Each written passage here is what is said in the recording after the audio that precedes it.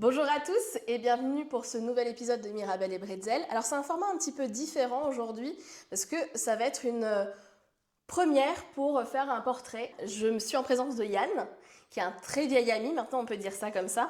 Ça commence à faire quelques années quand Un même. petit Ouais. peu, oui. Et Yann, je vais te laisser te présenter. Dis-nous un petit peu succinctement qui tu es. Bonjour à tous, moi c'est Yann, j'ai 26 ans et je suis photographe, vidéaste, monteur basé à Aix-Lin. Aujourd'hui on est dans mon studio. Je fais aussi du contenu sur les réseaux, tout ce qui est un peu actu musical, concert ici dans le Grand Est. Alors pour recontextualiser, Yann c'était mon tout premier stagiaire dans une autre vie, à l'époque où j'étais journaliste radio. Et tu avais déjà cette vision, tu avais déjà cette passion du show business, de l'image. Et tu étais déjà hyper calé à l'époque. Donc je suis super fière aujourd'hui de te retrouver un peu plus de 10 ans après, là où tu es aujourd'hui, où tu as réussi à réaliser en fait ton rêve d'enfant, d'adolescent. C'est vrai, déjà c'est gentil. Oui, c'est vrai qu'à l'époque j'avais déjà un peu choisi ce stage parce que c'est ce qui m'intéressait, c'est ce qui m'animait. C'est vrai qu'à 15 ans, il y a plein de gens qui savent pas vraiment encore ce qu'ils vont aimer, ou alors ils aiment un truc comme ça à 15 ans et ça passe. Moi, c'est jamais passé au final. Finalement. Oui, c'est vrai que c'est un truc qui m'intéressait déjà beaucoup, beaucoup.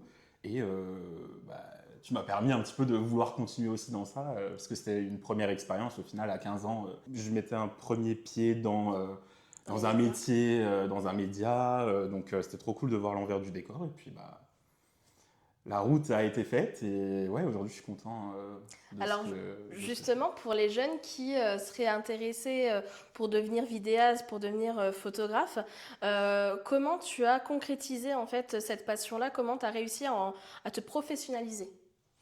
Pour le lycée, j'ai déjà fait une option audiovisuelle pour le bac. Donc ça m'a appris un petit peu tout ce qui est les termes de montage, les différents types de films. Sur le secteur, il y en a où des options? Moi, c'était au Pange à Sarreguemines, du coup. Et après le bac, j'ai fait 2 ans dans une école privée à Strasbourg en montage vidéo, effets spéciaux et réalisation. Ok. Voilà. Et après, du coup, je me suis lancé en 2020. Mais alors du coup, pour être photographe, il n'y a pas vraiment d'école finalement.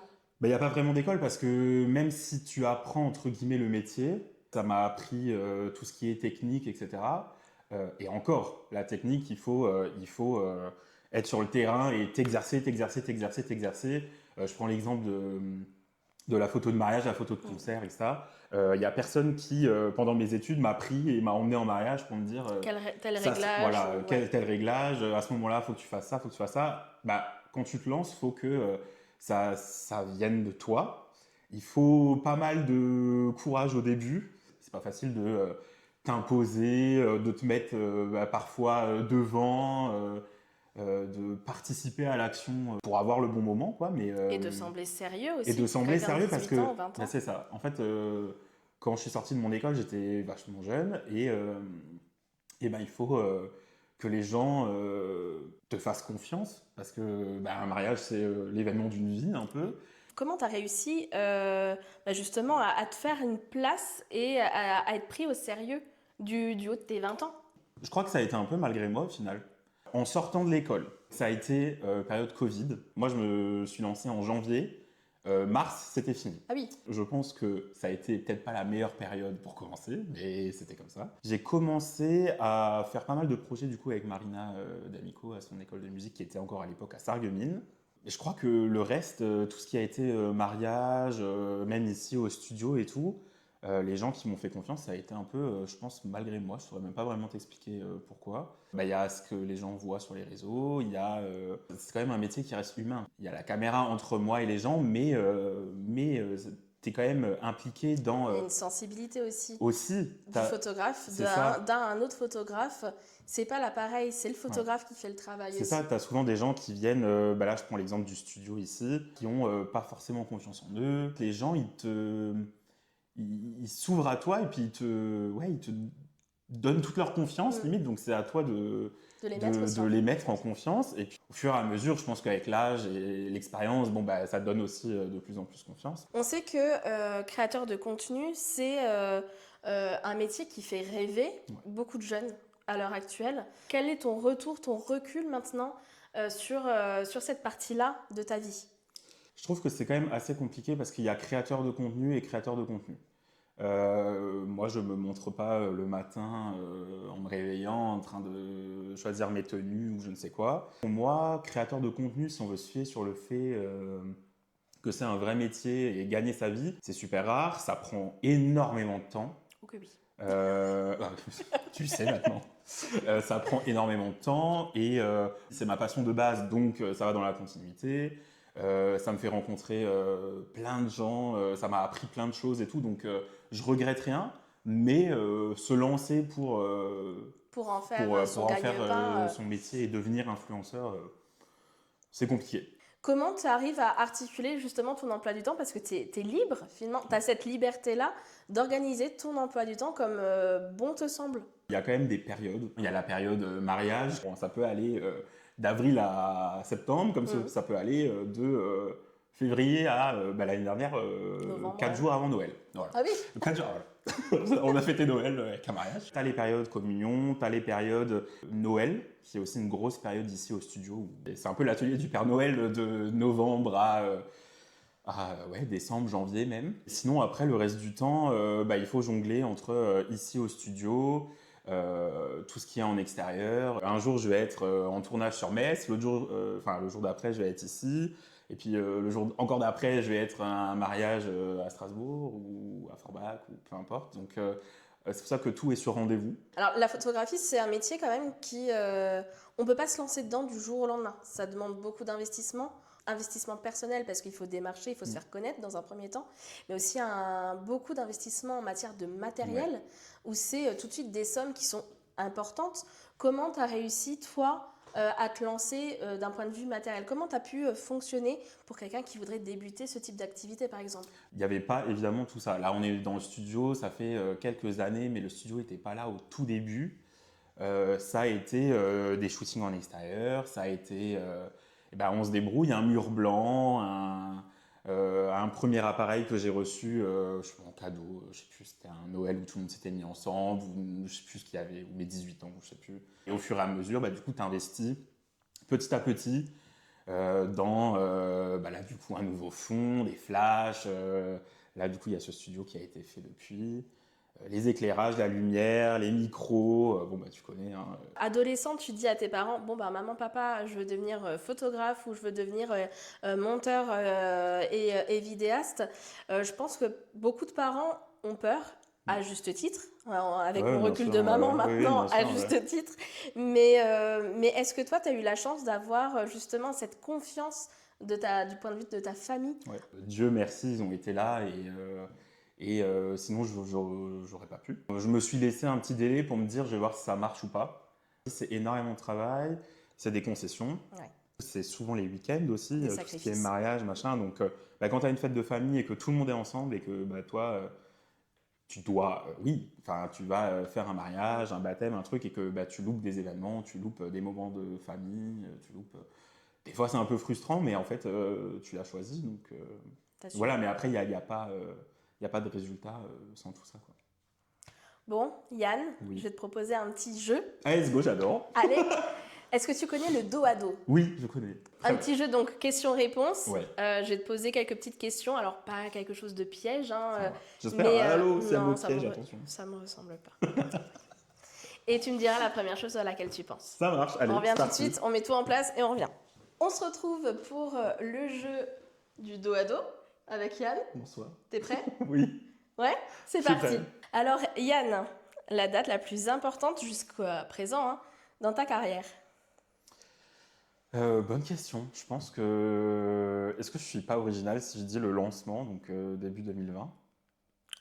Je pense que c'est un peu la jeunesse de tout. C'est ton jeu. Ouais, je pense que c'est un peu la jeunesse de tout. Ok. La personnalité qui t'a le plus marqué, il y a des rencontres parfois qui te marquent. Toi, c'était qui? Ce qui m'a le plus marqué au niveau des personnalités, c'est évidemment Matt Pokora, qui est un peu l'artiste que je suis depuis que je suis tout gamin. Et le jour où j'ai travaillé sur son show, j'accompagnais Marie qui était en première partie. C'était un peu fou. Il a été super sympa. Il est venu pendant les balances et il a été vraiment très sympa. Mais c'était il n'y a pas longtemps, ça, en plus? Ouais, c'était il y a 2 ans. Ok. À peu près, ouais. Et un anonyme? Je vais dire mes parents. C'est Je vais dire mignon. mes parents parce que, ouais, comme dit, s'ils n'avaient pas été là, je pense qu'il n'y aurait pas tout ça aujourd'hui. Comment tu te vois dans 10 ans?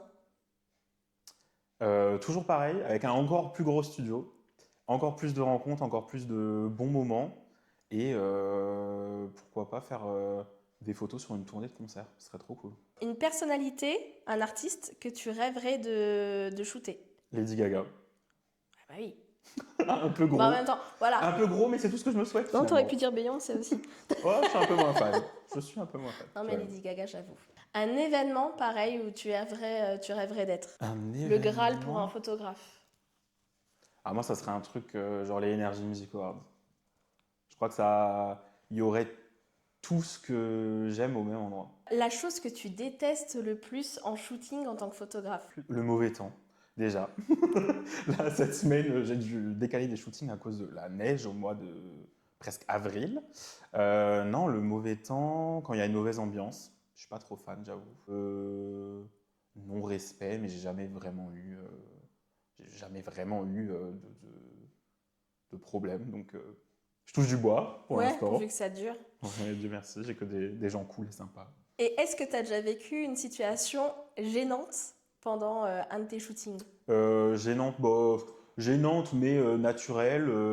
Le pipi d'un bébé sur un nuage. Voilà. Non, C'est mais finalement, non, mais la phrase qui sort oui, le je sais. pipi d'un bébé Ah, sur mais un de toute façon, nuage. en tant que photographe, on peut avoir des réponses loufoques. Hein, vraiment. Mais Ok. ouais, le pipi du bébé sur le nuage qui, au final, a terminé d'une autre couleur, c'était rigolo. Et enfin, dernière question, une anecdote sympa sur un des artistes que tu as pu shooter Oh, ou il que y tu en as a été voir beaucoup. en concert. Mais comme dit, j'ai eu beaucoup plus de sympas que de pas sympas. Hein. Heureusement. Dieu merci. Mais les pas sympas, on les oublie pas. Non, pas sympa, ça a été plus du mépris qu'autre chose. De toute façon, tu sais qui je suis, moi, bah malheureusement non. T'as pas eu un truc, un souvenir où tu dis ah punaise, meilleur moment? C'est la fois sur la tournée de maths, parce qu'en fait, ça m'a tellement marqué. À l'époque où j'étais stagiaire à la radio, j'étais déjà complètement fan. Ah oui, je me souviens. Et bah, c'est un peu rigolo de se dire que d'un coup, en un claquement de doigts, bah, tu passes de complètement fan à être sur la scène, à voir les backstage. Non, après, il y a un événement qui m'a marqué, mais là, du coup, c'est un peu hors concert, etc. C'est la visite du château et l'interview à Saint-Laurent, du coup, Mhm. sur le tournage d'Ici tout commence. Ça, c'était aussi un peu vers le début où je prenais les réseaux et ma chaîne un peu plus au sérieux. Et ça a été fou parce que c'est des lieux qui d'habitude sont évidemment fermés au public. C'était le début d'une nouvelle série et c'est un truc que, bah, de toute façon, avant tout, je suis plus aussi spectateur. Et là, de me retrouver un peu dans les décors de ma série préférée, ouais, c'était impressionnant, quoi. C'était la surprise de Benjamin Baroche, du coup, qui joue le chef Tessier. Là, pour le coup, si ça m'a vraiment marqué. Ça m'a surpris. C'était super intéressant de voir l'envers des décors un peu et tout. Et non, franchement, ouais, je pense que c'est ça. Eh ben écoute, ça va, ça t'a plu? Mais trop bien, j'adore ce concept dos à dos là. Eh oui, C'est quand tu perturbant parce que je te vois pas, mais c'est chouette. Ouais, moi je trouve ça bien. J'aime bien. À On garder, va à garder. développer ça. Merci beaucoup Yann. Bah, merci à toi. Et puis bah quant à nous, on se retrouve la semaine prochaine pour un nouvel épisode de Mirabelle et Bretzel. Bonne journée et bonne semaine à tous.